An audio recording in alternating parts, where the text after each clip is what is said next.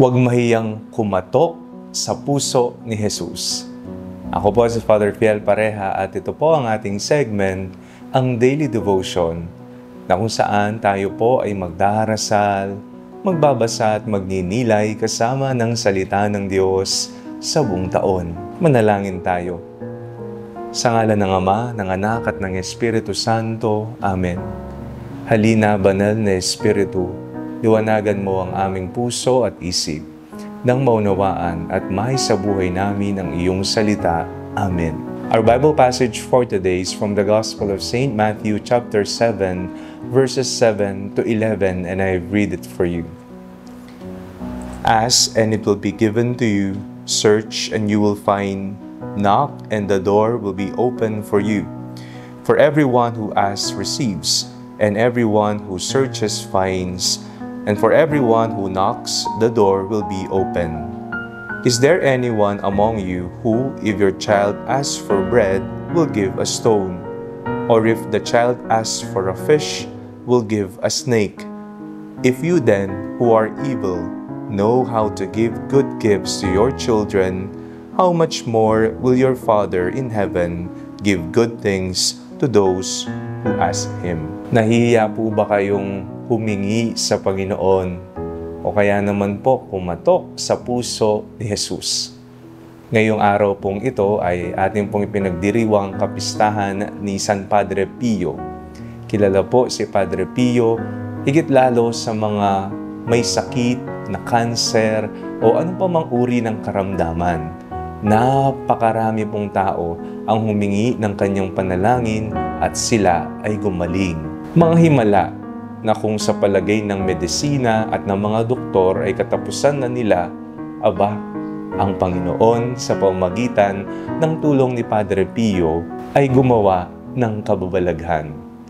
Isa po sa mga debosyon kay Padre Pio na pinagdarasal din niya noong siya ay buhay pa ay ang pagnonobena sa Sagradong Puso ni Jesus.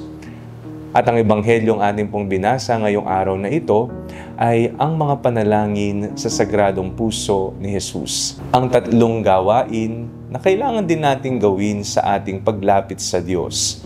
Ang paghingi, asking, ang paghahanap, searching, at ang pagkatok, knocking. Huwag po tayong mahiyang humingi sa Panginoon. Kagaya nga po ng sinabi ng Ebanghelyo, ang ating Ama ang siyang mag-aaruga sa atin.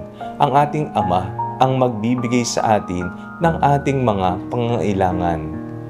Huwag din po tayong mahiyang kumatok sa puso ni Jesus, sapagkat ang puso ni Jesus ay punong-puno ng awa at pagmamahal para sa ating mga makasalanan.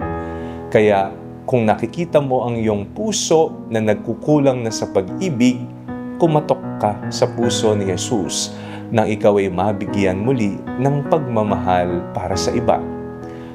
Huwag mong kakalimutang maghanap. Ano ang hahanapin natin?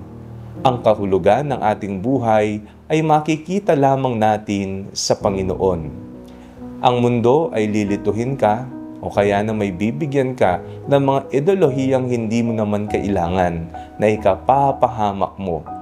Pero sa paghahanap ng kahulugan at maging ng katotohanan ng buhay, makikita mo lamang ito sa Panginoon. Ngayong araw na ginugunita natin si Padre Pio, nawa ang kanyang halimbawa ng pagkatok, ng paghahanap at ng paghingi sa Panginoon ay atin ding gawin. Manalangin tayo. Panginoon, turuan niyo po kaming hindi mahiyang lumapit sa inyo. Kayo na isang amang hindi pabaya, isa po kayong amang mapang-aruga. Amen. Sa ngalan ng Ama, ng Anak at ng Espiritu Santo. Amen. Huwag po ninyong kalimutang i-like ang video ito, mag-comment po kayo and share it with your family and friends. Ang panalangin bago matulog ay may sariling Facebook page na po. Huwag niyo pong kakalimutang mag-like at mag-follow dito, and do not forget to subscribe to our YouTube channel.